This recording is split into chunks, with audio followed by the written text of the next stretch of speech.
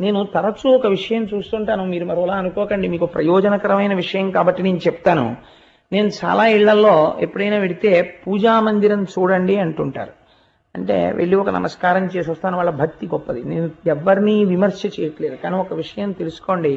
నేను తరచూ ఇళ్లలో చూస్తూ ఉంటాను, ఒక మెట్లు లాంటివి ఒకటో రెండో కడతారు. కట్టి దాని మీద ఏమీ ఆచ్ఛాదన ఉండదు, కనీసం ఒక పేపర్ కూడా వెయ్యకుండా దాని మీద ఒక చెక్క కానీ ఒక మంటపం కానీ ఏమీ ఉండకుండా దాని మీద ఈశ్వరమూర్తుల్ని నిలబెడుతుంటారు. దానితో పాటు శంఖము మొదలైనవి కూడా పెట్టేస్తుంటారు. అలాగే యంత్రాలు ఎట్టి పరిస్థితులలోనూ భూమికి తగలడానికి వీల్లేదు. చాలా మంది ఇవాళ మార్కెట్లో సబ్బులు అమ్మినట్టు అమ్మేస్తున్నారు యంత్రాలు. ఎలా అమ్ముతున్నారో వాళ్ళకి తెలియాలి, కొనుక్కునే వాళ్ళకి తెలియాలి. యంత్రాన్ని అందరూ పట్టుకోలేరు, యంత్రాన్ని అందరూ హ్యాండిల్ చేయలేరు. యంత్ర పూజ ఎందుకంటే